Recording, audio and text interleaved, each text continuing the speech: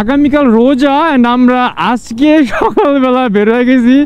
ভাবলাম আজকে একটু বাইরে যে একটা থাবড় দিব, ওভারটেক করস বেটা কুয়াশার ভিতরে। আমার বাইকটা চুরি হয়ে গেল গা, আর এটা আমি অনেক আগের থেকেই মাথায় রাখছি যে বাইক কোনো না কোনো একদিন চুরি হয়ে যাবে। লিন হওয়া লাগে না, 12, 15, 16 এমনি উঠা যায়। আমি লিন হইলে আরো বেশি উঠবে, কিন্তু লিন হই না। মনে হইতেছে কি এটা একটা মানে কুয়াশার বৃষ্টি আমার চেহারায় পড়তেছে, আমি তো ভাইজার লাগাইতে পারতেছি না।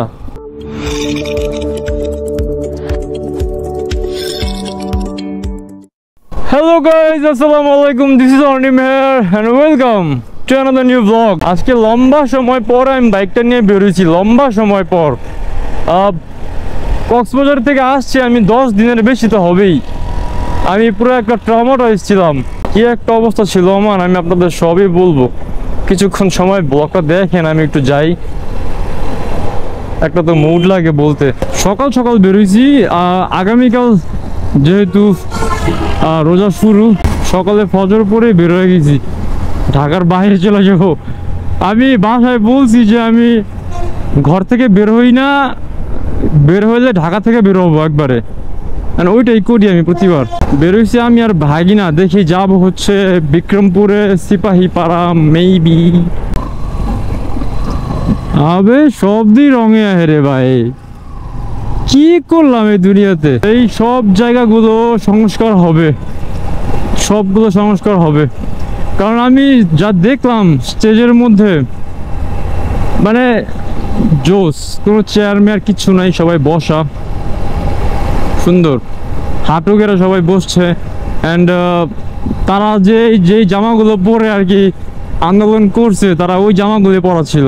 রায়েরবাগ এইখানটা দিয়ে যে গাড়ি থামায় যাত্রী নেয়, যার কারণে এমন একটা এখানে যানজট সৃষ্টি হয়। সামনে কিন্তু একদম খালি, একদম ক্লিয়ার।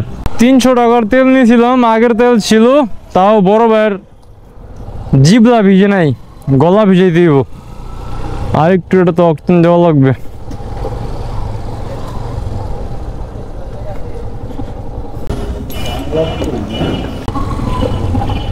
ওয়াও, কক্সবাজার থেকে আসার পরে আই ডোন্ট থিঙ্ক এর থেকে ভালো কোনো মোমেন্ট হইতে পারে। আমি একটা বারের জন্য ঘর থেকে রাস্তায় নামি নাই কক্সবাজার থেকে আসার পরে। বাসা থেকে তো বলতেছিল যে কি অবস্থা, আমার দাড়ি টাড়ি যে এত বড় হয়েছে, আমি কি কারণে আমার এই অবস্থা হয়েছে আপনাদের আমি বলি, একদম খোলা দিলে বলি। আমার এই বাইকটা চুরি হয়ে গেছিল, আপনারা যদি দেখেন না, যেখানে বাইকটা আমি পার্ক করি, প্রতিবারই ভিডিও শেষে আমি বাইকটাকে রাখা দিই মসজিদের একটা মাঠে। এখন তো বলতে শেষই, বাইক চুরি হয়েছে, বাইক পাইছি, কিন্তু এর মাঝে কত কিছু ঘটছে আমার সাথে, ওইটা আমি আপনাদের শেয়ার করব আমার একটা জায়গা মতো গেলে। আমি এখন এইসব রাস্তাগুলো আমার জন্য রেগুলার রাস্তা। আচ্ছা, আমরা আবদুল্লাহপুর হয়ে নিমতলা যাবো এবার, আর আমরা ওই যে সামনে দিয়ে শ্রীনগর হয়ে ডাবল ঘুরবো না, ওইভাবে আমাদের অলমোস্ট 14-15 কিলো বেশি ঘোরা হয়। রাস্তাটা কত সুন্দর, আপনারা আমার ব্লগে কিছু পান আর না পান, একটা জিনিস পাবেন, সেটা হচ্ছে সুন্দর ভিউ। সুন্দর view, it could be anyway.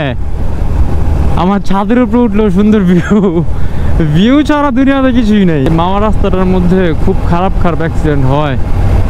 আমি আল্লাহর কাছে অনেক দোয়া করি যেন আমাকে যদি কোনো দিন যদি আল্লাহ আমাকে অ্যাক্সিডেন্ট দেয়, আমি জানি না কপালে কি আছে, কিন্তু আল্লাহ যেন এই রাস্তায় না দেয়। এই বড় ভাই কি রে ভাই, কে সমস্যা হ্যাঁ রে বড় ভাই, জিজ্ঞাসা বারে সমস্যা নেই কোনো?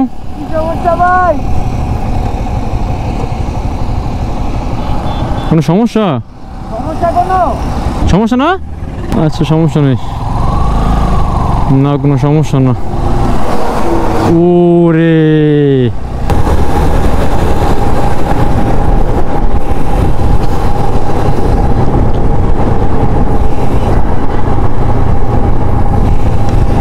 ওয়াও ভাই, আমার লাইফে যে কি মোমেন্ট আসে, আমার তো মনে হয় আমি মরে গেল দুঃখ নাই রে ভাই।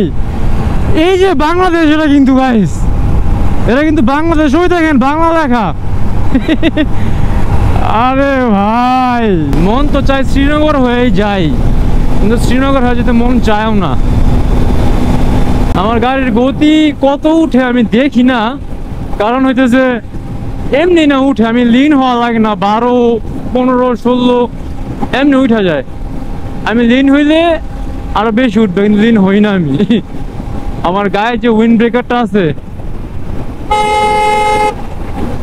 ওইটা দিয়ে আমার অনেক আটকায় ফেলায়, গতি কম উঠে।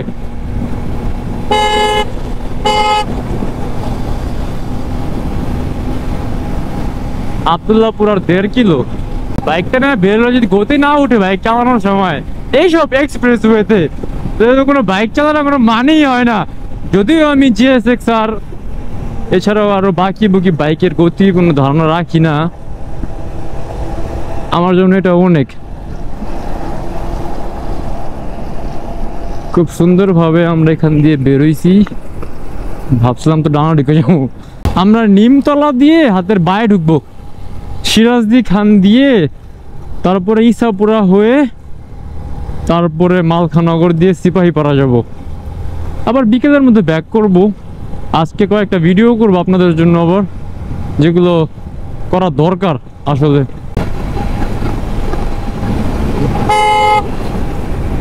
ধলেশ্বরী ব্রিজ, বাহ বারে বাহ। ও ম্যান, আমি যে কি ব্লেসিংস আমার লাইফের ভিতরে, মানে এটা আমি সামনে দেখতে পারতাছি না কই আছি। ওই বাঁচা কেউ আমার মামা, কি সামনে কি? আরে আমার সব জ্বালানো আছে মামা, কিন্তু লো বিম দেওয়া, কারণ এখানে হাই বিম দিলে আরো বেশি ইনভিজিবল হয়ে যাবে। ওই সামনে লাইট ছোট্ট একটা কিসের। আস্তে বাবা আস্তে, সবাই আস্তে, কেউ কারো দেখি না কিন্তু। আগামীকাল রোজা, আমরা আজকে সকালবেলা বের হয়ে গেছি, ভাবলাম আজকে একটু বাইরে যে একটা থাপড় দিব, ওভারটেক করস বেটা কুয়াশার ভিতরে, মাথা টাথা খারাপ হয়েছে সকাল সকাল।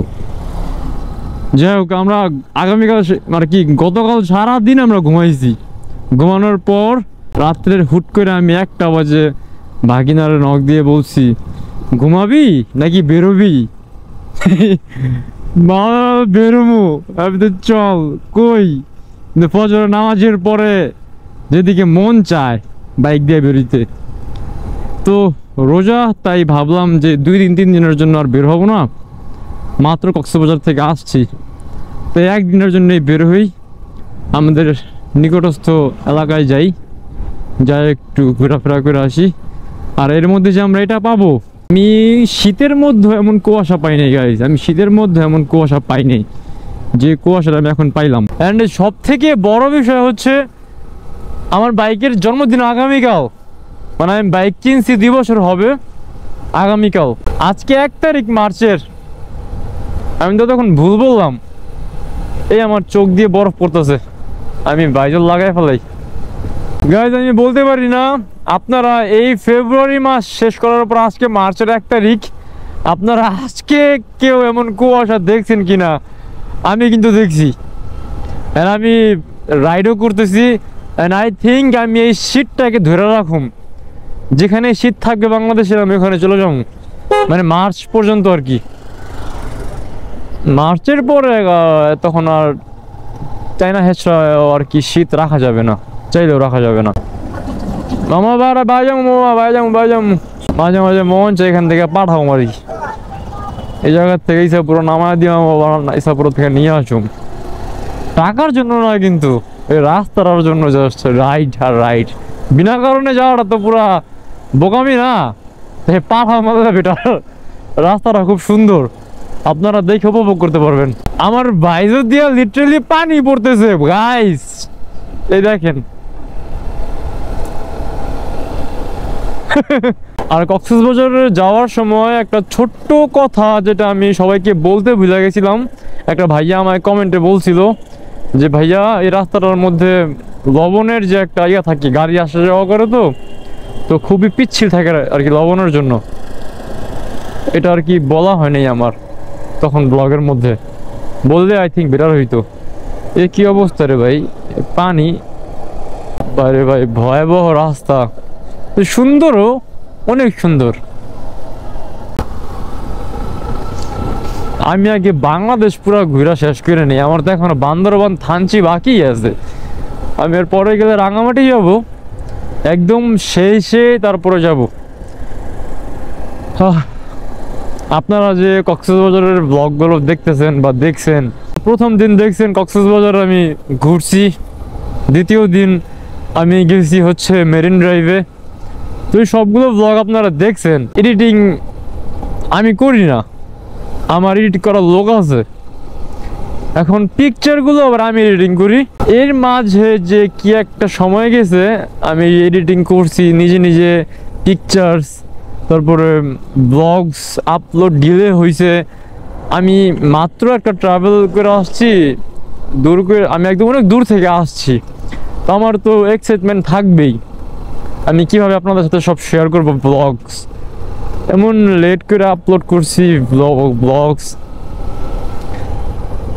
সব কিছুই বলবো না। কুয়াশা কমুক, একদম গাড়ি টানবার বলবো। হ্যাঁ, আমার দাড়ি মোজ পুরো ভিজা গেছে। এই আমার গাড়িও ভিজা গেছে রে ভাই, আমার প্যান্টও ভিজা গেছে। মামা একটা চা খাই, হ্যাঁ, রিস্ক হয়ে যায় এমনি যাওয়াটা, এই কুয়াশা বাইক চালানোর রিস্ক। একটু হাতটা গরম করি রে বাবা। যাক, চাটা খাই নিলাম গাইজ। সকাল এখন বাজে 8টা 8। আজকে 1 তারিখ মার্চের, শনিবার, তার মানে রোজার একদিন আগে 8টা বাজে এমন কুয়াশা। আমরা এখন আছি মুন্সিগঞ্জ। তো এখান থেকে মুভ করি, এই কুয়াশাতে অনেক ওয়েট করছি। ওয়েট তো করা হয় আমাদের অলমোস্ট, আমরা এখানে ওয়েট করছি 20 মিনিটের মতো, তবুও কুয়াশা কোনো কমার নাম নিচ্ছে না। তাই আমরা ভাবলাম আমরা এমনি মুভ করব। চলেন, আমার ডিআরএলটা এখানে কাজে দিবে, আর হেডলাইট তো আমি অন করে রাখছি, হ্যাঁ নিচে দিয়ে রাখছি। ভাই কি দেখতেছি, মানে ড্রাইভ করতে মজা লাগে কিন্তু ভয়ও লাগে অনেক। কি কুয়াশা, আমি হাতা নামায় ফেলাই। এই উইন্ড ব্রেকারটা আমার সাথে অনেক হেল্প করতেছে। আমার বন্ধু আমার দিছে অন্তর আরো 2 বছর আগে। এটা এখন আমার উইন্ড ব্রেকারে কাজ করে। মনে হইতেছে কি এটা একটা মানে কুয়াশার বৃষ্টি আমার চেহারায় পড়তেছে। আমি তো ভাইজার লাগাইতে পারতেছি না, কারণ ভাইজার লাগাইলে একদম ইনস্ট্যান্ট দেখা গেছে যে ঘোলা হয়ে যাবো, পরে আবার খুলতে খুলতে সামনে লাগাই দিব, তো দরকার নাই। আচ্ছা, আই থিঙ্ক আমি আপনাদের এখন সব শেয়ার করতে প্রস্তুত, কারণ কুয়াশা নাই। বাইকটার বিষয়ে, হ্যাঁ, আমি কক্সবাজার থেকে আসছি শবে বরাত, যখন সবাই নামাজে ব্যস্ত, আমি তখন রাত্রে 12টার মধ্যে আমি ঢাকা চলে আসছি। আমি বাইকটা ওই জায়গাটার মধ্যে পার্ক করি, মানে যেখানে মন চায় সেখানে আমি পার্ক করি, আমার কোনো অ্যাপ্রুভাল লাগে না, কারণ আমি ছোটবেলা থেকে এই মাঠে আমি খেলা বড় হয়েছি। আমার যেখানে মন চায় আমি সেখানে আমি আমার বাইকটা আমি পার্ক করি। আমার ঘর থেকে, আমার ছাদ থেকে একদম অনায়াসে দেখা যায়, বাইক দেখা যাবে। অ্যান্ড লকটা দরকার হয় না, কারণ কি এমন কেউ নাই এখানে যে গেট পার করে বাইক আমার নিয়ে যাবে।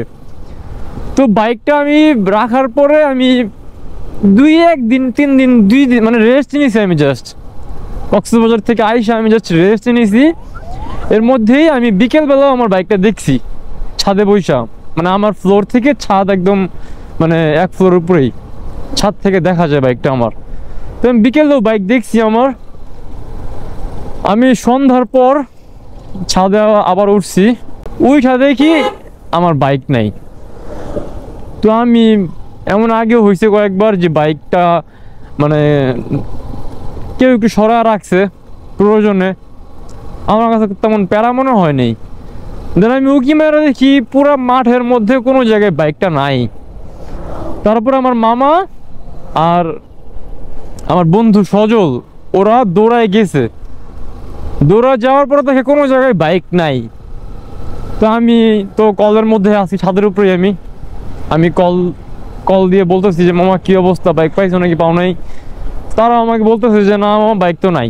এখন যে ওয়াচম্যান থাকে সে বলতেছে আমি তো গতকাল ছিলাম অন্য জায়গায়, আমি আজকে আসছি। তো আর কি চুরি হয়ে গেলে যা হয় আর কি। আমি জাস্ট একটা ধাক্কা লাগছে আমার, যে আমার বাইকটা চুরি হয়ে গেল গা। আর এটা আমি অনেক আগের থেকেই মাথায় রাখছি যে বাইক কোনো না কোনো একদিন চুরি হয়ে যাবে।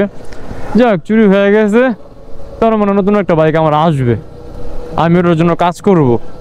মানে আল্লাহ চায় আমি কাজ করি নতুন একটা বাইকের জন্য। দেন এটা রয়্যাল এনফিল্ড হইতে পারে, এটা অন্য কোনো বাইকে হইতে পারে। যখন আমি নিচে নামলাম আমার তখন মাথায় আসছে যে এটার পিছনে কত আমার মানে ঘোরাফেরা মেমোরিজ।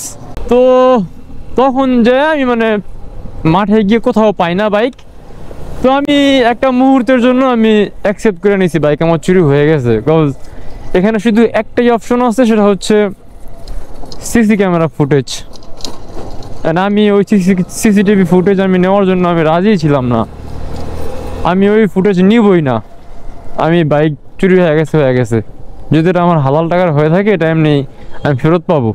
দারোয়ান ওয়াচম্যান আরেকটা আছে বয়স্ক মাদ্রাসার, উনি আমাকে বলছে যে উমুকের ছেলেরে কল দে, বাইক পাবি।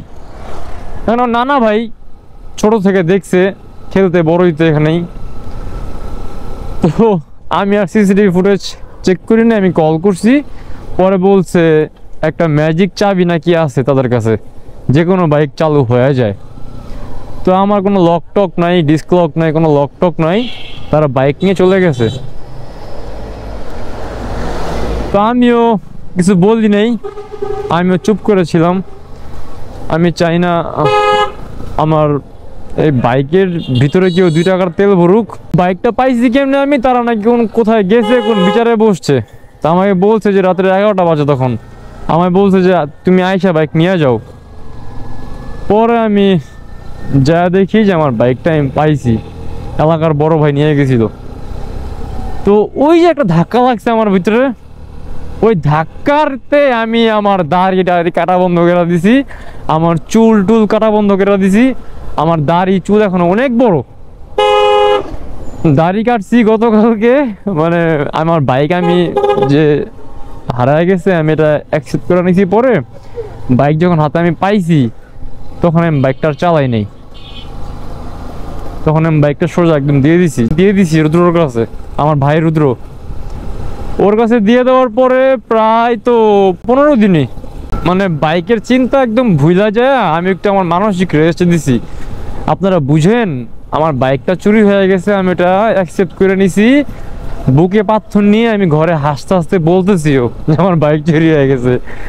ওনারা আমার বকতেছে, আমি হাসি কেন, কারণ আমি তো হাসতেছি দুঃখে, আমার বাইক চুরি হয়ে গেছে। তো 15 দিন পর আমি এই 15 দিন আমার বাইক চিন্তা বাদ দিয়ে আমার অলমোস্ট 156 জিবির মতো ভিডিওস সবগুলো আমি এডিটিং করাইছি। এডিটিং করানোর পরে আমি নিজে যখন দেখছি যে স্পেস খালি হয়েছে আমার গোপ্রোতে, আমি আবার বের হয়ে গেছি। আজকে ঘর থেকে বলছে বের হও, একটু চুল টুল কাটাও, একটু শেভ টেপ করাও, দাড়ি মস্ত বড় হয়ে পাগল লাগতেছে। আমি তারপর এগুলোর কোনো মানে মনোযোগ দিই নেই, জাস্ট খাওয়া নেওয়া ঘুম। এরপরে আমার যখন ফিল হয়েছে যে না আমি অনেক রেস্ট নিয়ে নিছি, তখন আমি ঠাস করে বেরোইছি। এই যে এখনই ফজরের পর বেরোয় ঢাকার বাইরে, আর সূর্যি মামা জাগার আগে আমরা ঢাকা ছেড়ে দিয়েছি। জাগছে তো আগে, বাট উপরে উঠে নাই।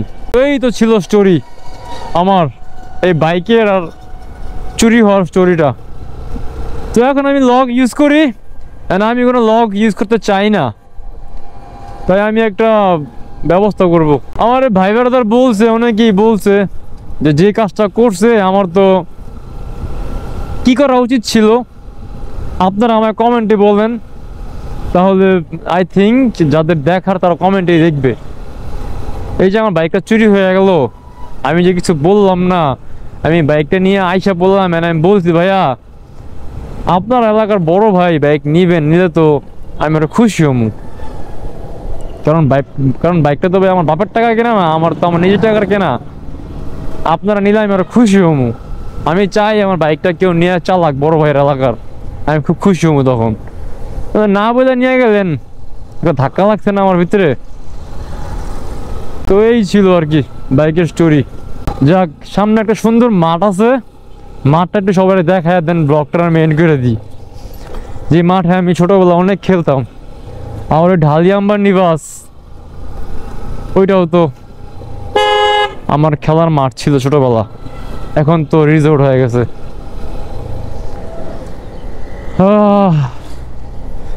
ভাইয়া স্ট্যান্ডটা উঠাও। এই যে মাদ্রাসার মাঠ, এই যে স্কুল। আচ্ছা তো থাক, হ্যাঁ আজকের ব্লগ এই পর্যন্তই থাকেন তাহলে। আল্লাহ হাফেজ, দেখা হচ্ছে আরেকটা ব্লগে। অ্যান্ড কক্সবাজারের ব্লগ সব দেখবেন কিন্তু আপনারা, অ্যান্ড কমেন্টে বলবেন কি বলা উচিত ছিল আমার। ওকে, বাই।